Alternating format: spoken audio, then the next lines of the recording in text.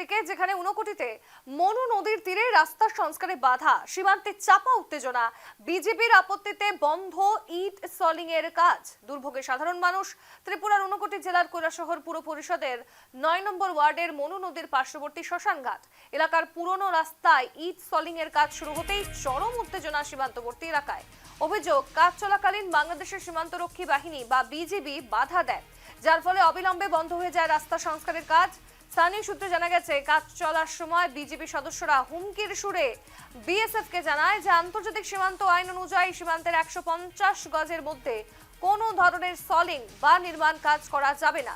এই আপত্তির জেরেই ঠিকাদারকে কাজ বন্ধ রাখতে বাধ্য করা হয়।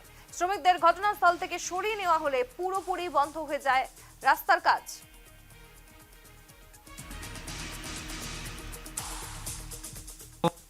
কৈলাসহর একটা চর্চিত বিষয় ছিল বর্ডারের বাঁধ নির্মাণ, যেটা বাংলাদেশ বাঁধ নির্মাণের পর আমাদের বহু জায়গা প্লাবিত হওয়ার সম্ভাবনা ছিল।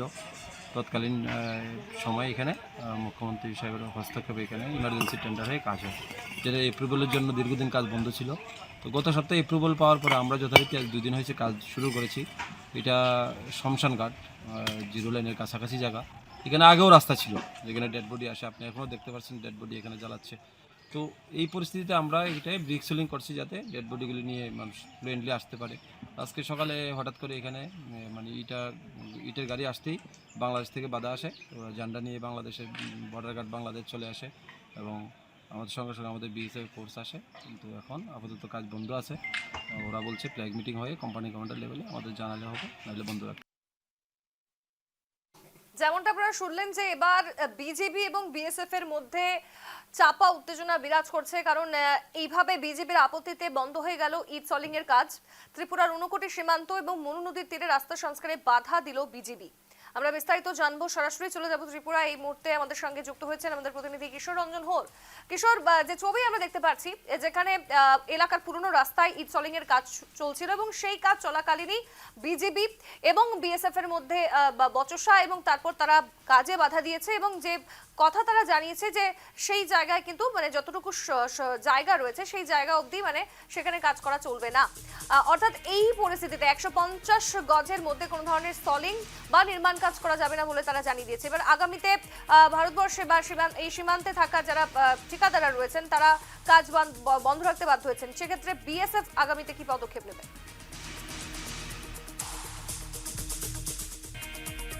যে আন্তর্জাতিক সীমান্ত আইনের দোহাই দিয়ে কার্যত দীর্ঘদিন থেকে বাংলাদেশের যে বিজিবি, তারা কিন্তু অভিযোগ জানিয়ে আসছে যে কৈলাসহরের যে সীমান্তবর্তী এলাকা, অর্থাৎ যে শ্মশানঘাট সংলগ্ন এলাকাতে, সেখানে কিন্তু রাস্তার কাজ, মাটি ভরাট বা ইটসলিং পুরনো রাস্তার কাজে কিন্তু তারা বাধা দিচ্ছে। তাদের একটাই দাবি যে ১৫০ গজের ভেতরে কোনো কাজ করতে পারবে না ভারত সরকার বা ত্রিপুরা সরকার। সেক্ষেত্রে দাঁড়িয়ে আবারও কিন্তু চাঞ্চল্যকর পরিস্থিতির সৃষ্টি হয়েছে। সেখানে ইটসলিং কাজে কিন্তু বাধা দেওয়া হয়েছে এবং সেখানে কাজ বন্ধ করে দেওয়া হয়েছে। এবং সেখানে আমরা দেখতে পেরেছি যে যারা শ্মশান ঘাটে যাচ্ছেন, বিশেষ করে যে শ্মশান ঘাটের যে রাস্তাটি, তা কিন্তু অত্যন্ত গুরুত্বপূর্ণ। সেখানে রাস্তাটি ইটসলিং এর সময় কিন্তু কার্যত বন্ধ করে দেয় বিজিবি এবং তারা একটাই দোহাই দিচ্ছে যে ১৫০ গজের ভেতরে কোনো কাজ, নির্মাণ কাজ হোক বা সলিং কাজ কিছুই করতে দেওয়া হবে না, বা আইনত সেটা মানে হচ্ছে না। তো স্বাভাবিকভাবেই মানুষ চরম দুর্ভোগের শিকার হচ্ছেন। আমরা দেখেছি যে মানুষ কাঁধে তুলে নিয়ে বা পায়ে হেঁটে সেখানে কাদা, উঁচু টিলা, মাটি পেরিয়ে সেখানে কার্যত তারা যেতে বাধ্য হচ্ছেন শ্মশান ঘাটে।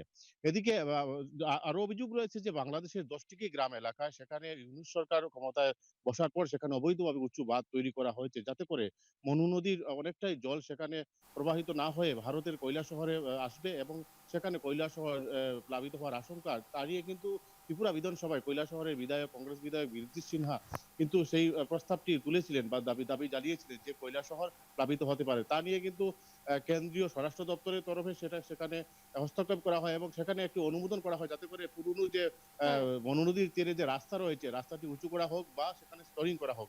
পরবর্তীতে কাজ ধরানো হয় এবং শুরু থেকেই বিজিবির কিন্তু বাধা আসে, যদিও আংশিক কিছুটা কাজ হয়েছে। পরবর্তীতে আমরা দেখতে পেলাম যে আবারও সেখানে সলিং এর কাজে হাত লাগানোর পর বিজিবির বাধা আসলো। স্বাভাবিকভাবেই কিন্তু বিভিন্ন এলাকা জুড়ে কিন্তু উত্তেজনা সৃষ্টি হয়েছে। পাশাপাশি অনেক প্রশ্নই দেখা দিচ্ছে যে উন্নয়নের কাজে বাধা দিচ্ছে বিজেপি এবং সেখানে কিন্তু এক অস্বস্তিকর পরিবেশ সৃষ্টি হয়েছে। তো স্বাভাবিকভাবেই কিন্তু দাবি উঠছে যাতে করে সেখানে রাজ্য সরকার এবং কেন্দ্র সরকার হস্তক্ষেপ করে যাতে করে সেই সমাধানটুকু স্থায়ীভাবে করা হয়, তার কিন্তু দাবি উঠছে সোনালী। একদমই আমাদের নজর রাখতে হবে যে কেন্দ্রীয় সরকার বা বিএসএফ এর তরফে আগামী থেকে ব্যবস্থা নেওয়া হয় এবং সেক্ষেত্রে যে এই কাজ কতদিন সংস্কারে সময় লাগে আমাদের নজর রাখতে হবে সেদিকে। ধন্যবাদ তোমায়।